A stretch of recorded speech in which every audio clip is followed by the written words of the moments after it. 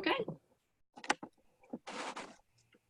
Hello, Kara Welke, occupational therapist, creator of the Next Level Occupational Therapy platform. We are a community of occupational therapy professionals that are on a mission to help as many OTs and OTAs start their own business as possible, as well as to help any occupational therapy professional in their current practice to level up. There is limited information and support for OT professionals to start their own business. And this is where the Next Level Occupational Therapy platform is going to help fill that void. Please check out our Facebook group, the Next Level Occupational Therapy, and where we will be posting and sharing upcoming events.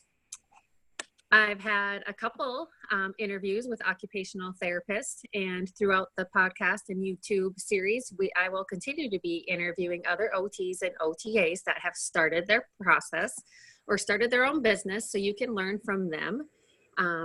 And today I'm very excited to introduce Alicia Kollmar. Did I pronounce that right, Alicia? You did, yep. Okay, great. She's been an occupational therapist since 2000.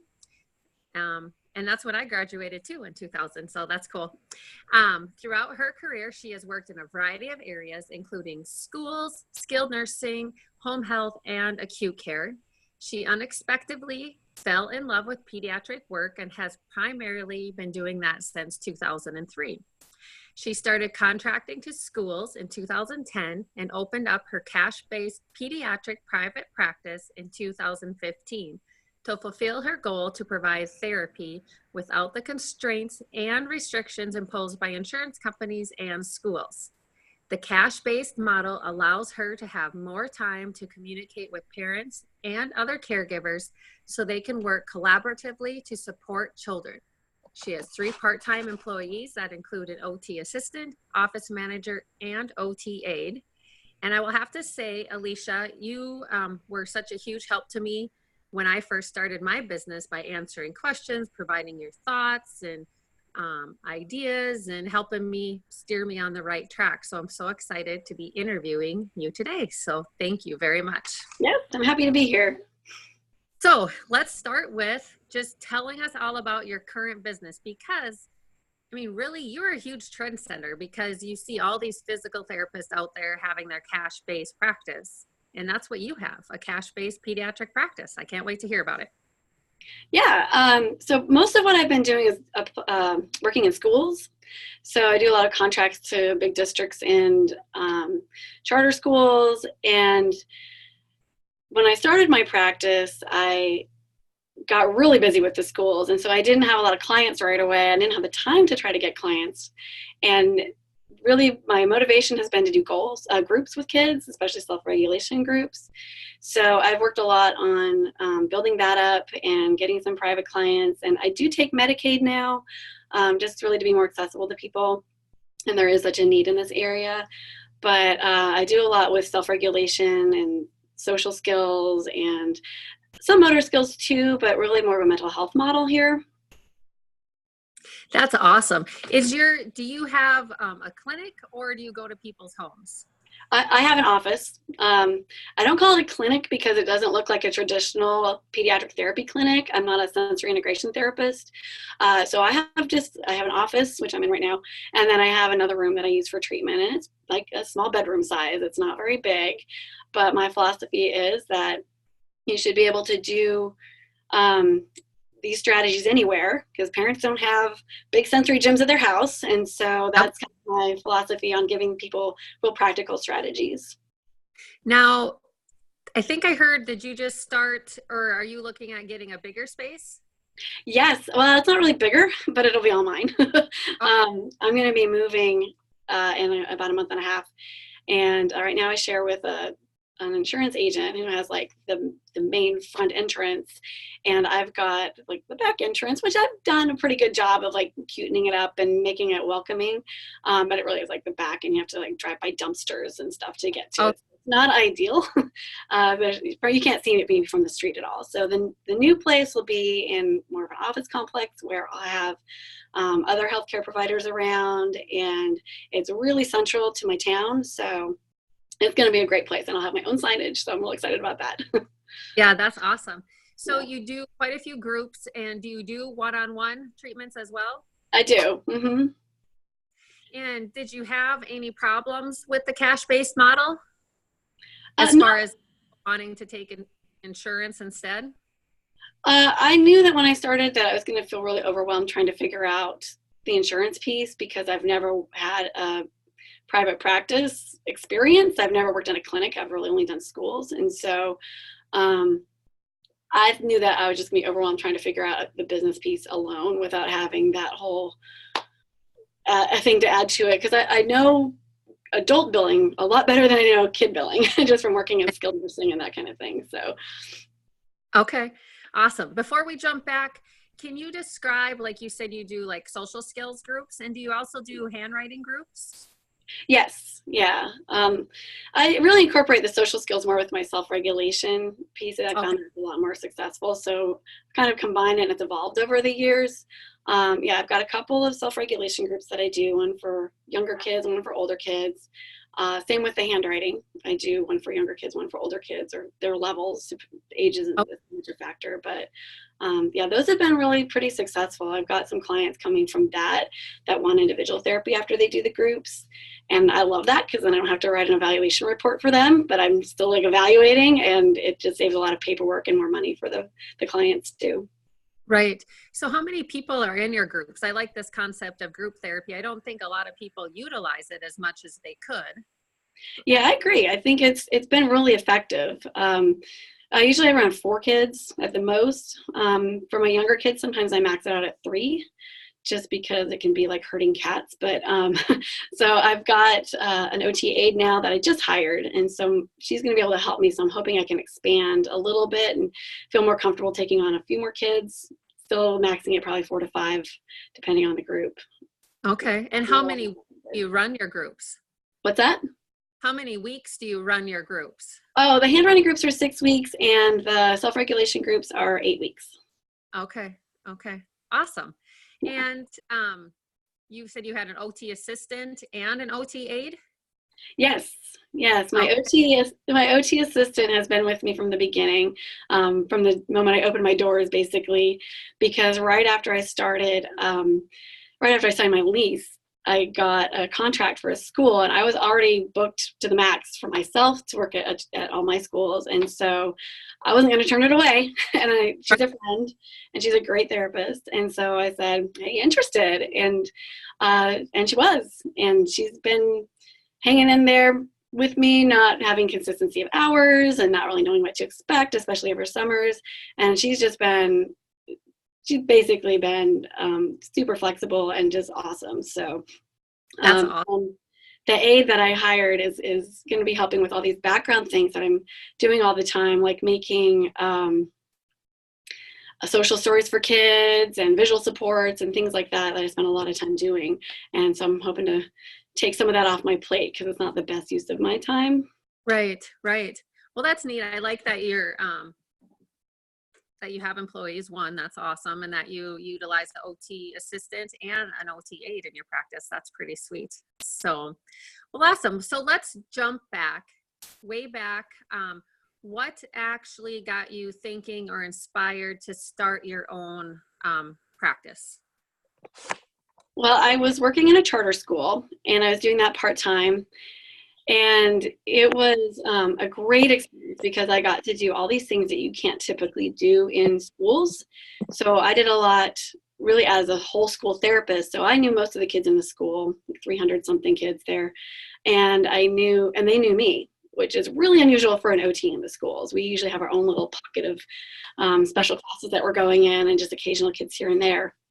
And so I was able to do all these self-regulation groups, and there just wasn't an opportunity in the community for people for that. And so when I left that school, I thought, I just want to do that. That sounds like a really cool thing because I know people want it. People found value in it. The parents found that more effective than the private therapy that they were getting for some of them. And it was just a great way to make sure everyone's on board. And so, what kind of steps did you take to go from that thought and how awesome it would be to actually putting it into practice or into place?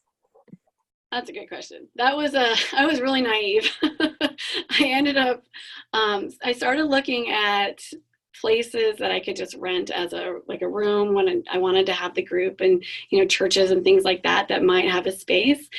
And I started building my plan. It was my first summer free when I wasn't doing a year-round school.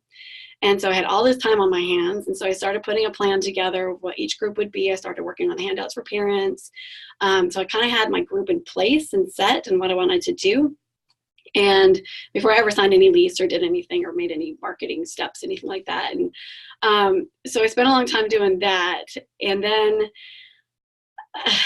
when I was going to try to find a space, I just really couldn't find anything. And so I looked at some numbers and I said, okay, if I get this many clients, then maybe I can have my own space. And just naively thought that I'm going to sign a lease, people are going to start coming, and my groups are going to be full. And I didn't need a lot of clients to be able to pay the rent, but it was really naive. Hey, that's awesome. That's kind of like what the field of dreams. You're going to build it and they're going to come, right? Yep. Didn't quite work that way, but but it worked out well to have that extra school contract that I got right after I signed my lease, because that really is what paid my rent. Right. Yep.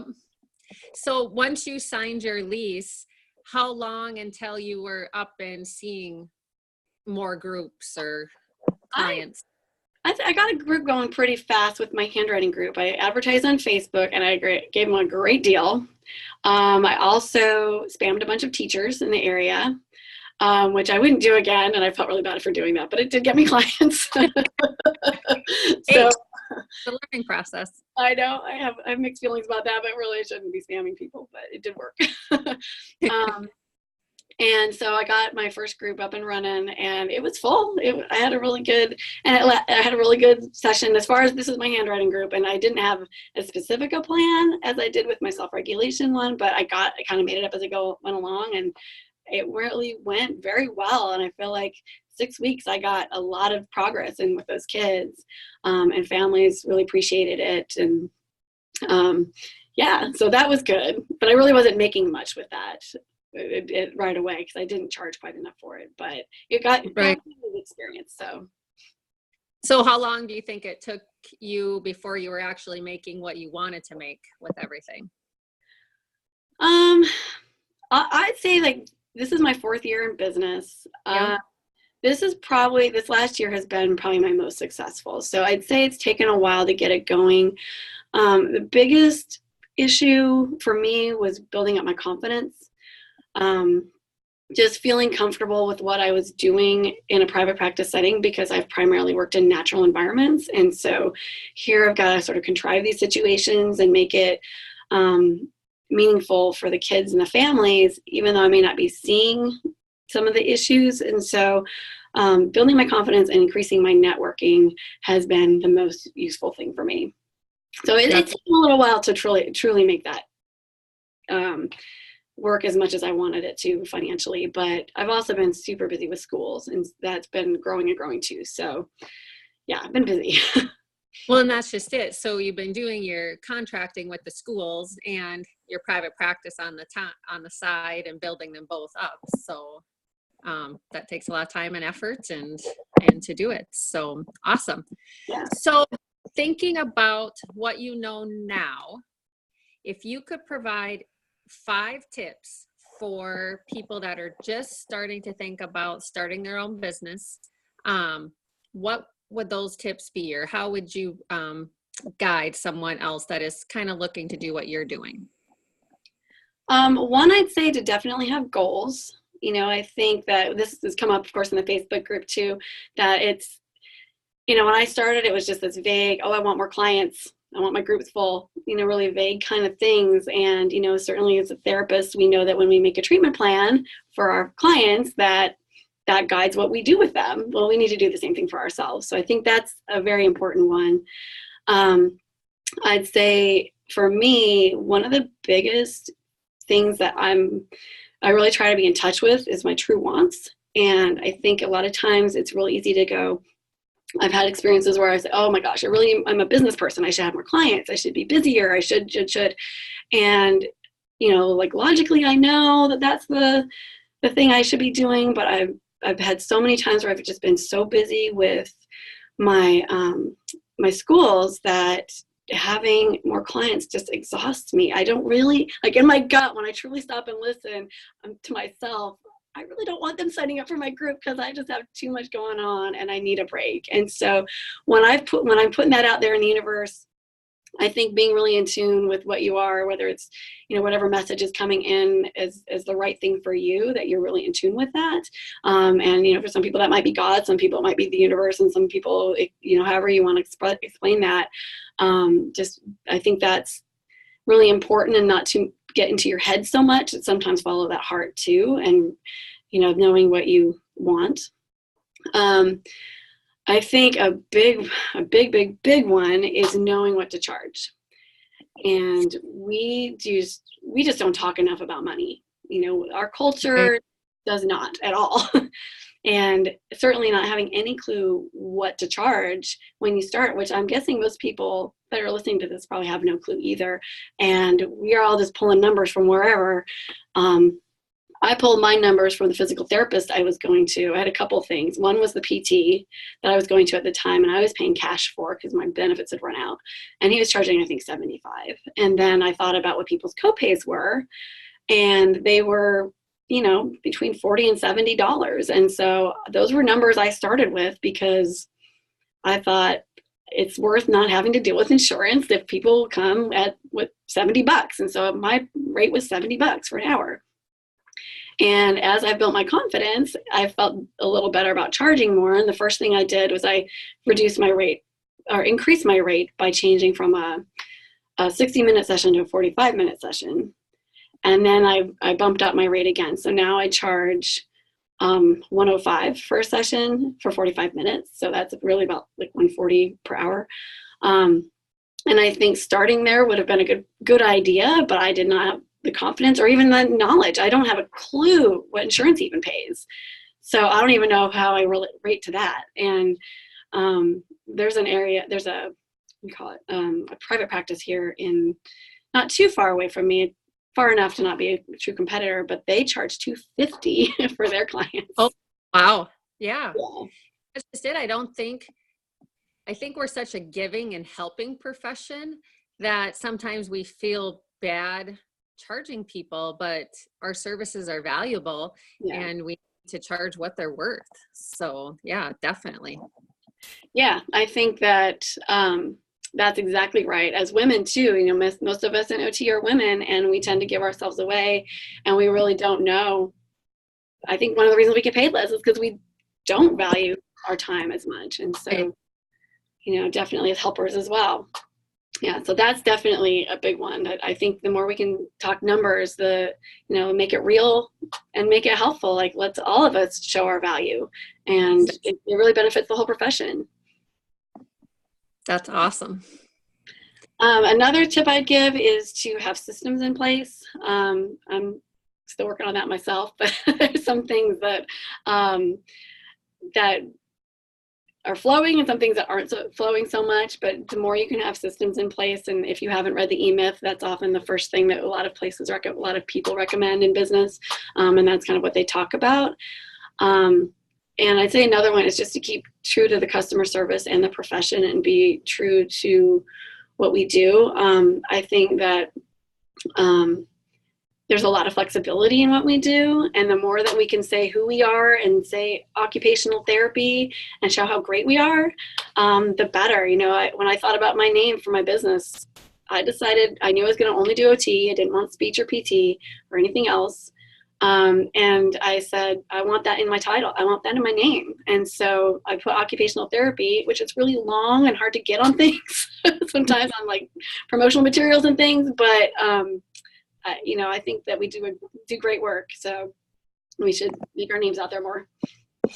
That's awesome. Yeah. All fabulous tips, and promoting our profession. I sometimes feel, we still are hiding behind other professions and think we need to go with other professions. And I love that you're committed to standing alone, showcasing OT, and really promoting that. That's awesome. So before we end, you said you started taking Medicaid. now. Was that kind of a big process to get into? Yeah, a little bit. It wasn't that bad because the state provides pretty clear guidelines. I'm in North Carolina. Um, but the billing piece and the what's actually covered piece and all those things, I'm really glad that that's all I did. And here in North Carolina, they actually don't pay that bad. It's like $96 for an hour. So I figured it was worth it. I really wanted to be accessible to people, which is partly between that and the groups. I feel like I can hit a variety of socioeconomic areas. Right. Lower fee for groups and Medicaid and individual therapy. But yeah, it's a little bit of a process, but it hasn't been that bad because they sort of walk you through it. Right. Okay. And I like that you just mentioned you provide, the individual therapy and groups, and then you do have Medicaid now, so you reach a wide variety of people. With groups, do you charge per group session or for the whole 8 weeks?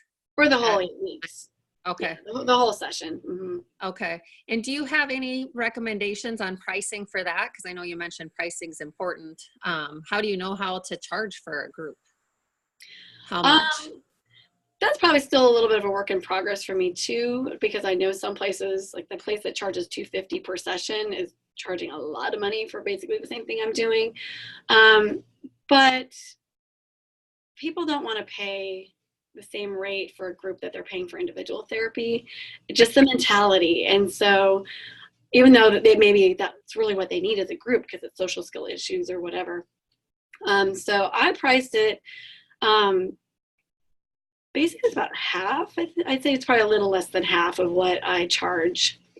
I want to make sure I'm making a little bit more money than what I get as an individual in an individual session because there's a lot of prep time and things like that associated with it.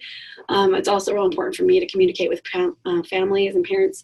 So I spend a lot of time emails and phone calls, and I will sit down with parents and not charge them for that time. That's just sort of embedded in what I do as for the individual therapy. But yeah, pricing is a challenge. Pricing is a challenge. Yeah.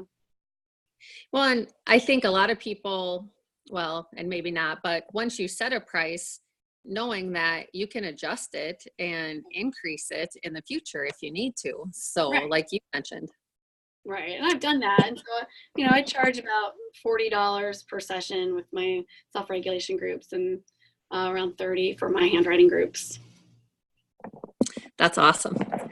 Well, do you have any other tips or anything else you would like to add for all these new people that are wanting to get into their own practice?